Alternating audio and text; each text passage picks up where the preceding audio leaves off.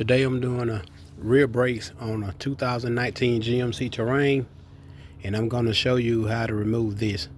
It's not like ordinary brakes. You have to make an extra step, and this is how you do it. First, once you remove the tire, you're going to look and you have this tab here. This is the e-brake. Once you get this right here, you're going to push this, you're going to pull this tab up, and you're going to slide back on this red part of this tab. And once you slide it back, you're going to push down on this tab here. You're going to push down on this tab here to remove the harness.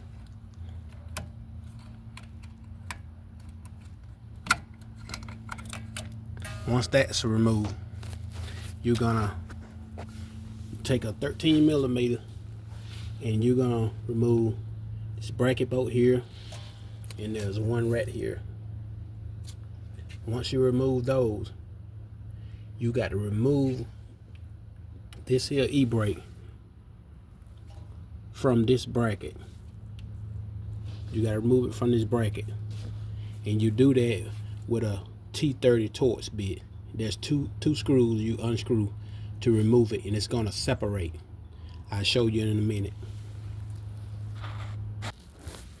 Yeah, and just in case you was wondering, when removing these caliper bolts, you're gonna need another wrench, maybe like a 19 or something, to hold this, because if you don't, I'm gonna show you what's gonna happen.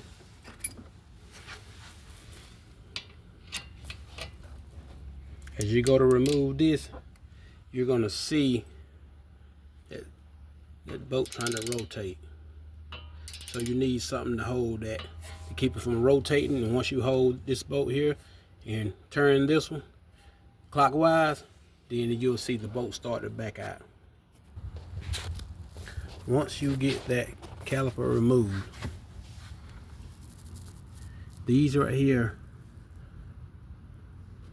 are the Torx bit that you need to remove right here, and it's another one right here. They kind of cross from each other. These here are the brake pads, and you just slide them out.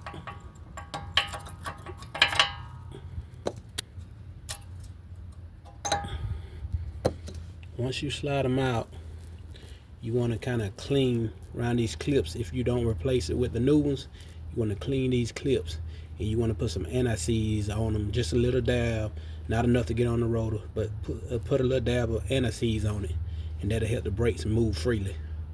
And you also want to remove these pins. If you push this pin in and it don't want to come back out on its own, remove the pins. Just pull it out, clean it off, put you some lube on it, and then stick it back in here, and the rubber will seal itself around it, and get that clean.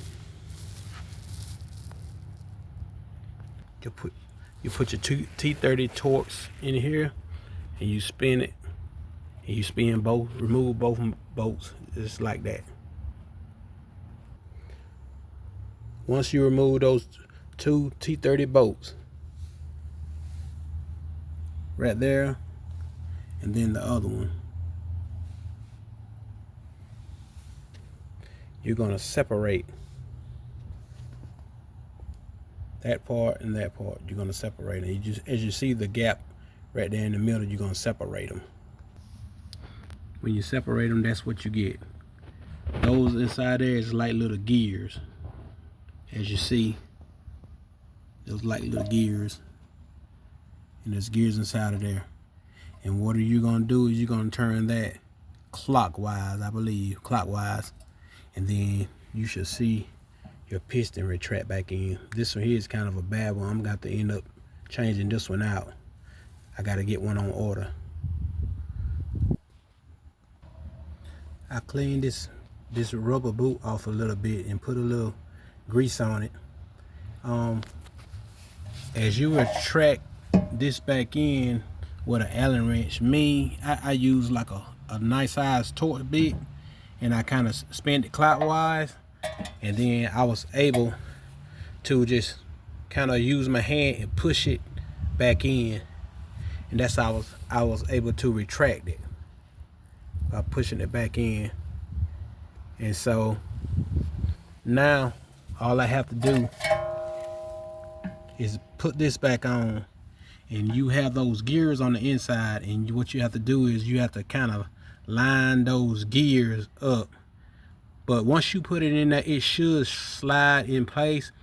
And as you pressing them together, if you have a little gap and you can push those two together and it closes in the gap, then you know that the gear is set right, and then you'll be able to put the your Torx bits back in. I'll show you in a minute.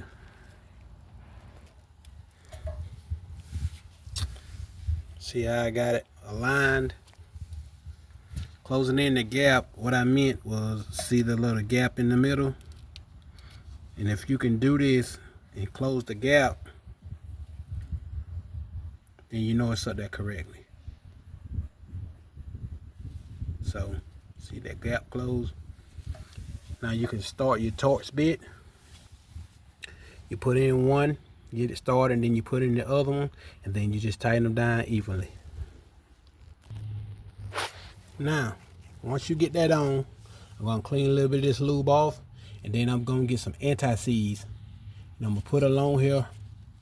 I'm gonna put along here, all where the pads rub at, and I'm gonna also put some here on the other side and at the top. And that's gonna keep the pads from rusting up and let them move freely. Once you put your brake pads on,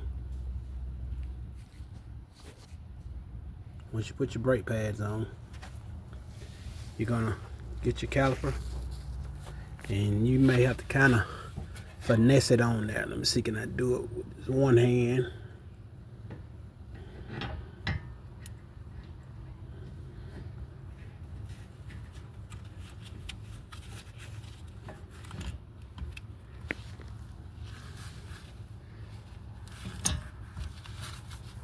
Let me see.